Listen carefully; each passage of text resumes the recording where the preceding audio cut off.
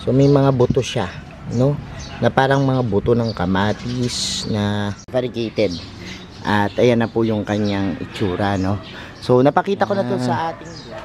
Kaya mo dyan? Baka may... Parang wala na. Parang wala. Pag natuyo siguro, tsaka magkakaroon ng buto kasi... Hello everyone! This is Sir Misunap ni Dino Park and Eco Garden and welcome back sa ating YouTube channel. Ano nga ba pag-uusapan natin ngayong araw na ito? Kanina po pagdating ko dito sa ating garden, meron ako nakitang nakakalat, ano. Sabi ko, ano kaya to? Parang prutas na parang bulok na something, no?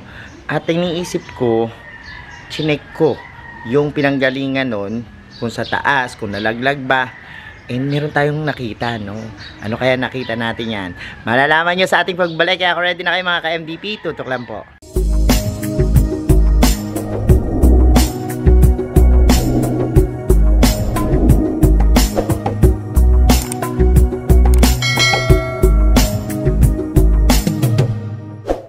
And we're back mga ka-MDP. At kanina nga po habang naglalakad ako papasok dito sa ating garden, nakita ko, no, mula dito sa ating kinatatayuan dito sa baba, meron tayong napulot, ano. Pakita ko siguro sa inyo ng malapitan para tukuyin natin kung ano to. Kasi dito po sa Mini Dino Park and Eco Garden, halos nagmamatured na, tumatanda na, nakikita natin pagbabago ng plants, ano, from younger stage hanggang sa dumating yung time na mag-mature sila.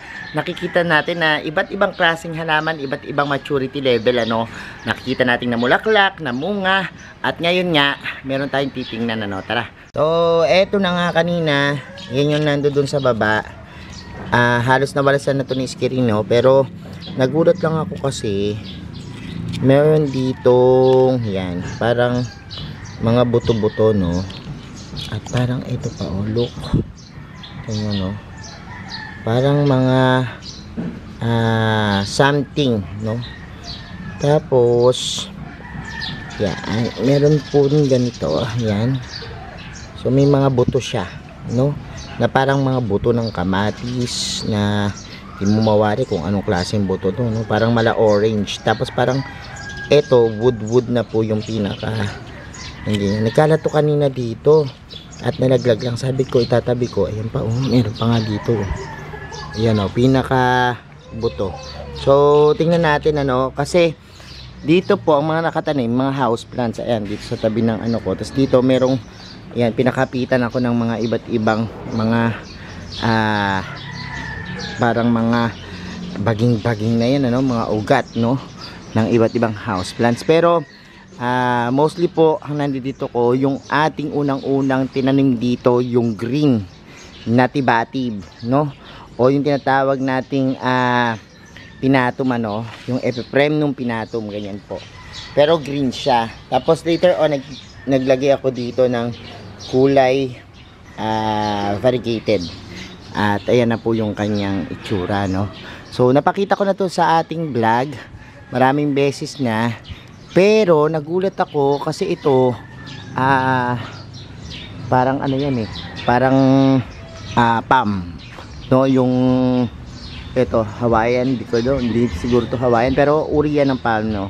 Tapos ayan, ayun, dun sa may pinakagawi doon, medyo malayo lang, ilapit natin yung ating camera.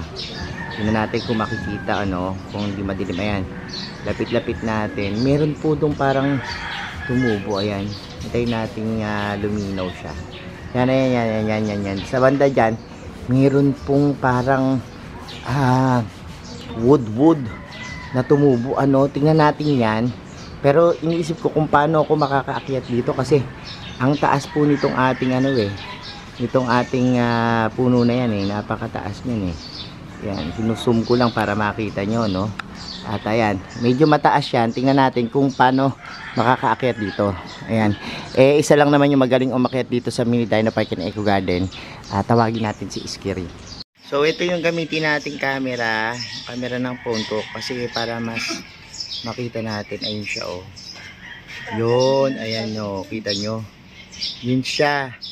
Diyan ang galing yung pinaka buto, no. So ang gagawin natin is kunin natin yan, ano, yung bagay na yan. para makita natin. No? At naghahanap lang kami ng hagdanan. Ayun, dalawa ata yun. Pero, kailangan muna kasi nitong parang mabulok yung katulad ng kanina, no? Para ma-develop yung pinaka seeds niya. At tingnan natin kung ano yan madidiscover natin dyan. Kasi alam ko yung monstera, yung pinaka bulaklak or yung pinaka bunga ba? Yung bunga ang kinakain, ano? Ewan ko lang ito kung kinakain din, pero somehow hindi ko naman nakitang parang merong kakain. Hindi ata edible itong bunga niyan, pero somehow makakita tayo ng seeds katulad nung nakuha natin kanina. So eto na po yung pinakamagaling umakyat na in-import namin sa Visayas, si Scary. Kundi aabot Scary, siguro ilapit mo na lang camera. Kaya mong itaas doon, hindi siguro, no? Mataas. Kung hanggang sa atin lang makakaya. Para malapit lang tayo doon. Pwede naman intayin lang natin. Gusto ko lang makita nila yung itsura nung pinaka prutas, no? Or kung makakakuha tayo. Kasi mas malapit sa bubong. So akit ka muna ng bubong. Tapos ano mo lang, hawanin mo na lang ano. Ayun na po, umakit na. Kaya mo dyan? Baka may...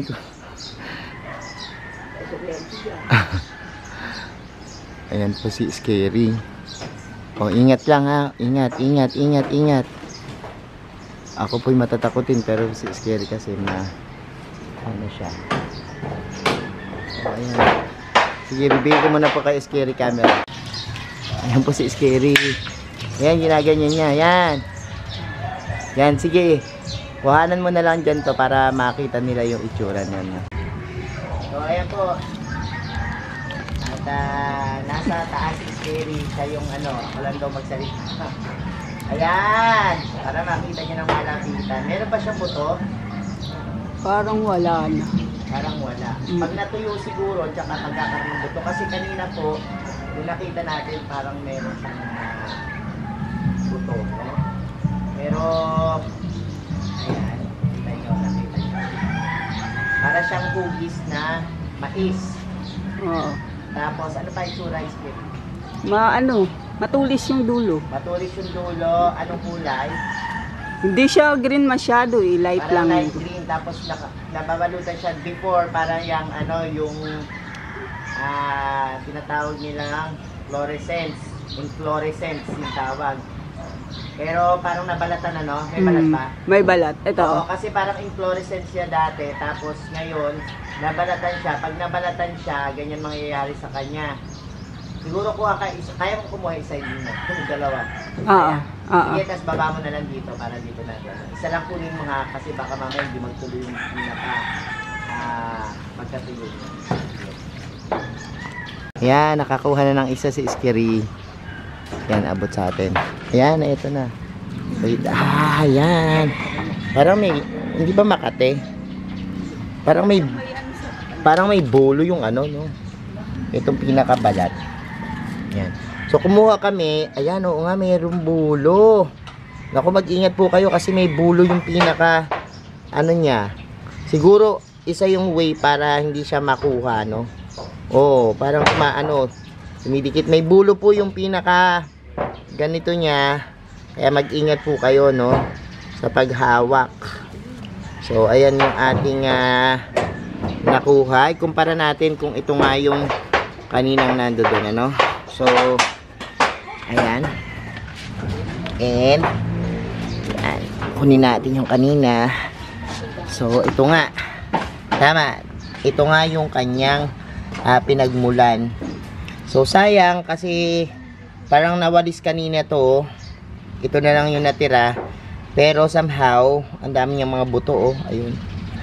Parang mga buto-buto. Yun yung itatanim natin.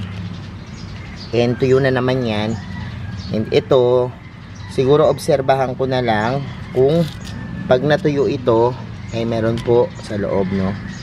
Kasi baka may bulo. Pero I think ang may bulo yung pinaka kanina, yung pinag-anuhan nito.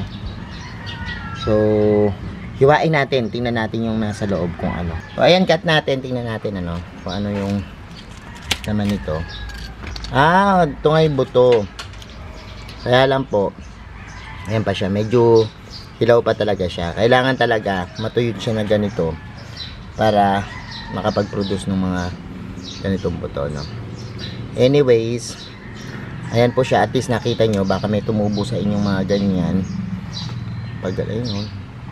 Pag halimbawang tumubo yan, pwede kayo makakuha ng buto, no? Ng mga epipremnum pinatum, no? Pero ang mga epipremnum pinatum naman, kita nyo naman, pag nagparami tayo, puro cuttings lang, ano, mabilis naman silang dumami. Kaya lang, first time nating makakita ng buto para aware lang tayo na pwede pala sila sa seeds, ano. So, yan. And ito, siguro, bubudbud ko na lang dito sa mga tabi-tabi. Yan, para tumubo dyan, no. Kung halimbawa tumubo, pakita ko sa inyo, no. So, ano itsura niya. Pag tinubuan yung ating mga epipremnum pinatum. So, yan po, yung ating vlog ngayon. Nakita nyo na yung pinakabulaklak, no, at bunga ng ating epipremnum pinatum. So, ayan mga ka-MDP, nakita nyo na, no, at nakakatuwa lang isipin na yung mga halaman natin na dati binili lang natin na maliit, pero ngayon ang dami na nangyayari. Nakikita natin yung cycle ng paglaki nila at saka yung mga iba't ibang mga kakaibang pangyayari dun sa mga halaman, ano. And ayan, abangan pa yung iba't iba nating video dito. Kung interesado kayo sa plants and gardening, mag-subscribe na po kayo, no. Huwag niyo pong kalimutang i-hit yung notification bell para lagi updated sa aming latest uploads. Pati po sa iba't iba nating social media accounts, sa ating TikTok, Instagram, Facebook pages. Search nyo lang po Hermes Unaho or Mini Dino Park and Eco Garden. Makikita nyo na yan. Salamat ng maraming mga ka-MDP. And this is Hermes Unaho, nagsasabi sa inyo ng happy planting. Bye!